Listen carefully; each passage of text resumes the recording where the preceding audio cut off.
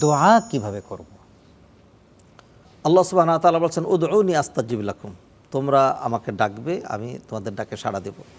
দোয়া মানে ডাকা। আল্লাহ কোরআনে দোয়া অসংখ্য দোয়া দিয়েছেন, শিখিয়েছেন। রব্বানা যালামনা আনফুসানা রব্বির হামহুমা রব্বানা আতিনা ফিদ দুনিয়া হাসানা। নবীজি সাল্লাল্লাহু আলাইহি ওয়াসাল্লাম বলেছেন আদ-দুআ হুয়াল ইবাদা।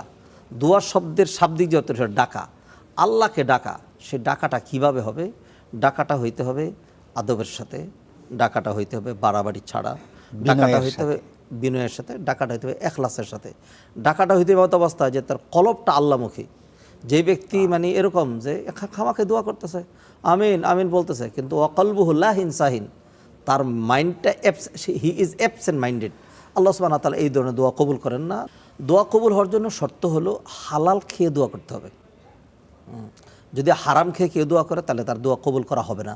কারণ নবীজি হাদিসে বলে দিয়েছেন যে একজন লোক সফরে গিয়েছে, খুব কষ্টের মধ্যে আছে, হাত তুললে আল্লাহ কবুল করার কথা, কিন্তু কবুল হচ্ছে না। কেন? আন্না ইউস্তাজাবু লিযালিক, তার দোয়া কিভাবে কবুল করা হবে? ওয়াকাদ গুযিয়া বিল হারাম, খেয়েছে হারাম, ও মালবাসু হারাম, পোশাক হারাম, মাশরাবু হারাম, যা পান করেছে তা হারাম।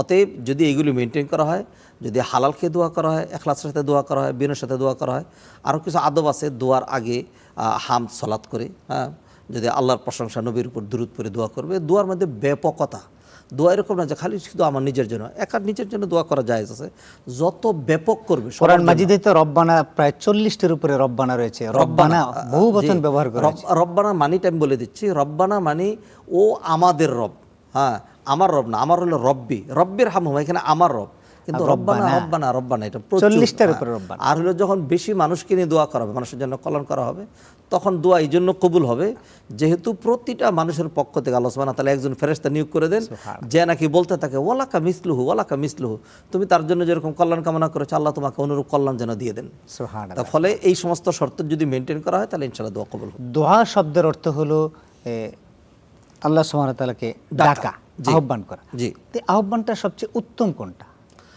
দেখুন, দোয়া যদি ইবাদত হয়, নবী তো বলছেন আদ-দুআ ইবাদা, তাহলে ইবাদতের পদ্ধতিগুলো নবীজি বর্ণনা করে দিয়েছেন, আল্লাহ কোরআনে বর্ণনা করেছেন, সে আবিষ্কার করার কিচ্ছু নেই। আল্লাহ সুবহানাহু ওয়া তাআলা কোরআনে বলছেন উদউ রাব্বাকুম তাদাররুআন ওয়া খুফিয়া, ওয়া খীফাতান ওয়া দুনাল জাহরি ওয়াযকুর রাব্বাকা ফি নাফসিকা তাদাররুআন ওয়া খীফাতান ওয়া দুনাল জাহরি মিনাল কওলি বিল গুদুবি ওয়াল আসাল ওয়া লা তাকুন মিনাল গাফিলিন। আল্লাহ সুবহানাহু ওয়া তাআলা ডাকতে বলেছেন, চিৎকার করে নয়, বরং মানে আস্তে আস্তে বিনয়ের সাথে ডাকবে। কারণ নবীজি সাল্লাল্লাহু আলাইহি ওয়াসাল্লাম আরেকটা হাদিসের মধ্যে বলছেন যে তোমাদের রব এরকম নয় যে তিনি বধির, তোমাদের চিৎকার করে ডাকতে হবে, বরং তোমরা যা কল্পনা করো তাই আল্লাহ সুবহানাহু ওয়া তাআলা শুনেন। অতএব একেবারে চিৎকার করে করতে হবে এটা নয়, এটা শালীনতার মধ্যে, ভদ্রতার মধ্যে আস্তে আস্তে মনে মনেও কেউ যদি বলে, ইভেন কেউ মনে মনেও মানে মুখ নিঃশব্দে কেউ বললে সেটা আল্লাহ শোনেন।